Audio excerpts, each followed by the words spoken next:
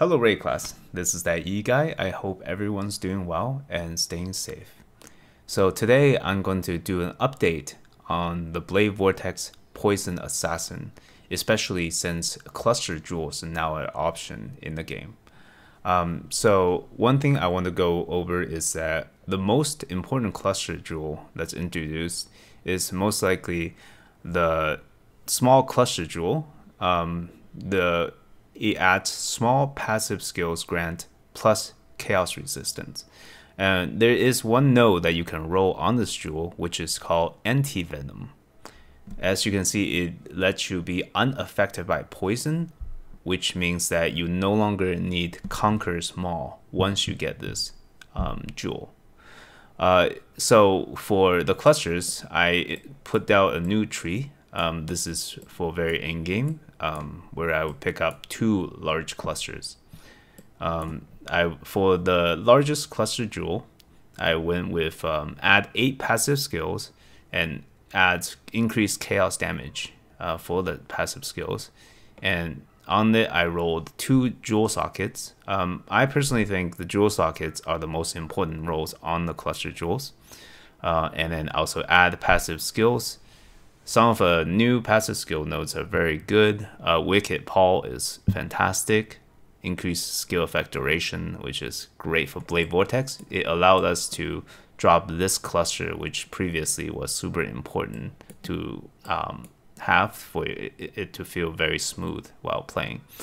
Unspeakable Gift, it's a very hard node to roll. But if you can get it, it gives you 10% chance to explode enemies for 1/4 of their health. So this is half of what an obliteration wand gives you in terms of explosion. But I think stacking more of it is good because it lets you chain the explosion off the screen. So with 2 obliteration wand and 1 or 2 of these unspeakable gifts, the explosion is gonna be super like propagating, and then just it's gonna feel amazing. For the medium clusters, I went with 2 different medium clusters. One of them is medium cluster jewel that does add 4 passive skills. So I try to go for as few as possible on the medium cluster. So 4 is the minimum you can get. And then the small passive grants increased damage over time multiplier. So you can also get one that says increased chaos damage over time multiplier. That will be more powerful, but it's also way more expensive. So because you're only going to take 1 node in it, I just went with the generic damage over time multiplier one. I lost 1% increase multiplier, but the cost went way down. And the cluster I like the most on it is Flow of Life, because for this build, because we're not on the left side of the tree, regen life is relatively hard to get. So I went ahead and got the one with the life node and the regen. So I took 3 of these medium clusters, 2 here and 1 over here. Yeah, and the other one I included was the same 4 passive skills, but increase area damage. So this is good because there are nodes such as Assert Dominant that whenever you kill at least 5 enemies recently, you get 25% increased AoE. That increases the size of your Blade Vortex and also increases the explosion from obliteration wand. So that's also a huge quality of life improvement.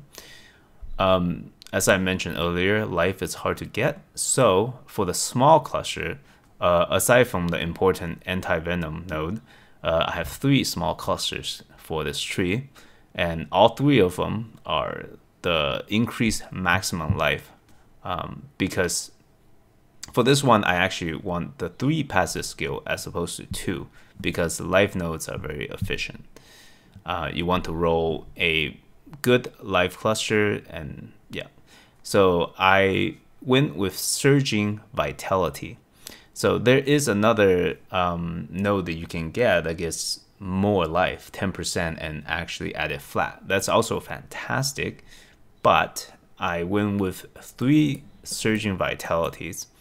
It doesn't look as good on paper, but when you're playing, that amount of sustain makes life much, much better, because you can go through Uber Lab without worrying about traps. Like, they will heal you so much. And against bosses, which would take a long time, like Awakener, for example, sometimes you run out of flask and you don't have that sustain. Having a couple of these will actually help you sustain quite a bit, because the regen also gets scaled by, say, increased life recovery rate. So this is pretty much the cluster setup. Some people came and asked me, what would you drop in order to pick up the clusters? So in the new path of building, I actually included multiple ones. If you go to the drop down here, you actually see the new one is 3.10 cluster setup. So if you look at the old path of building, which is a good place to start when you get to map before you have the money to go for clusters. So you can probably see that I dropped the entire node near atrophy, and I dropped the entire node near growth and decay.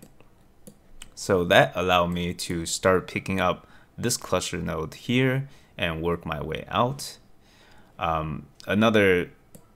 Once you get enough points for the second cluster, enough money for the second cluster, you can start branching out here as well. So the first cluster to go for is probably here, and then the second one here. And I ended up dropping this entire life wheel and choosing to get the life from the cluster jewels. It is expensive, but it's a good endgame upgrade option. I ended up not having perfect agony, which required that I switch over to Corlito's signature. I usually like using a non-rare version of it if I can get perfect agony, because we already have so much duration, and the Corlito's using a regular one allows us to roll really important mods for the build. But that's pretty much it for the cluster. Yep. You can see for yourself what I changed by just going down to the tab and then alternating.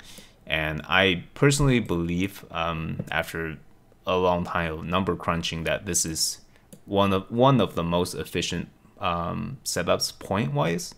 Of course, you could, if you feel like you have too much life, which I don't think anyone ever feels that way. You can also drop these clusters here for life, because this cluster is not very efficient, but it's the closest nearby cluster we can get for those points. So yeah, that's pretty much the updated tree. One last thing to mention is that I actually spend quite a bit of time on this path of building. I'm a little bit proud of it. But if you go to skills, you're gonna see everything's labeled nicely. Starter non-Blade Vortex, you can see what the priority is for the gems. You can get Blade Vortex early on. You pick up added fire. You can get Fist with Lightning, and definitely get Control Destruction unleashed as soon as you can, and increase critical strike, or another one of your choice will work for here. And in-game Blade Vortex, it's where you go Blade Vortex, Toxin, and stuff. I end up dropping Void Manipulation for Unbound Ailment. I think it's better at this point. And yeah, Ultra in-game Blade Vortex is what I would use for Awakening. You can get Awaken Unleash, but honestly, I don't think it's that important, and it's really expensive, so I did not include it in this one. If you scroll down here, you will see that I have included Devouring Diadem setup. So if you have this helmet and you have the Watcher's Eye, definitely run Vitality for the Watcher's Eye, Malevolence, Summon Skitterbot, and because that increases applies Chill and Shock. And if you don't have Watcher's Eye and Solstice Visual, you would run Blasphemy of Temporal Chains and then Malevolence. So if you have Solstice Visual on a separate setup, you could run Temporal Chains, Blasphemy, and Enhance. So this is a jewel that most people don't use, but Enhance actually makes clearing very, very safe, because with Enhance, the Temporal Chain slows normal mobs by 51%, which is a crazy amount of slow. So for movement speed, map clears, Obliteration Wand, Flame Dash, faster casting, and Sucking Wind would let you zip around the map very fast. For boss killing, Whirling Blade, faster attack, and Fortify. So you could have a Cold Iron Point just for bossing with these three socketed in. So all you have to do is either switch to it, or you just don't have to carry it with you if your DPS is good enough, and only put it in for Awakener, which is what I do. Cast when damage taken, Power Charge Generator. So this is the folding I like to use for generating power charge. Cast when damage taken, Stormbrand, Firestorm, and Power Charge on crit. And with this, when mapping, I always have maximum stacks of power charge. Of course, the most important one is Wither Totem, Wither, Multiple Totem, and Spell Totem. You can drop faster casting if you only have a 3-link left for this, but if you can do it, this is definitely the right Wither setup. And for items, I also put Super Endgame Cluster build, which is currently what I have. So in terms of items, it's very, very top tier, and it will have it will produce a lot of damage. And for weapon, you can use Obliteration for clearing. For Mist Wall, I actually ended up using it this league because it gives you a lot of evasion, it gives you movement speed, and it gives you a lot of survivability, because phasing lets you run past mobs so you don't get blocked by things. Most of the time, it's not relevant, but sometimes it's very helpful. And you have max block if you have not blocked recently. Against bosses, this is absolutely amazing. Carcass Jack is my favorite just because it increases AoE, increases your Blade Vortex AoE, and increases the Obliteration Explosion AoE. You can get a rare chest that's way better for just Blade Vortex by rolling it well, and yeah, it should scale that harder. Devouring Diadem is what I have now. It allows us to take out a couple points from Eldritch Battery, but yeah, it is expensive, so work towards it when you can, and it makes reserving auras much easier. For enchants, you can just get anything that's relevant. For example, I got Wither on this. For gloves, we're still using Blasphemer's Grasp. For boots, just something outer base will be good with good stats. And also for rings, you try to get as much of the resist filled out with the ring slot as possible. So rings are very important.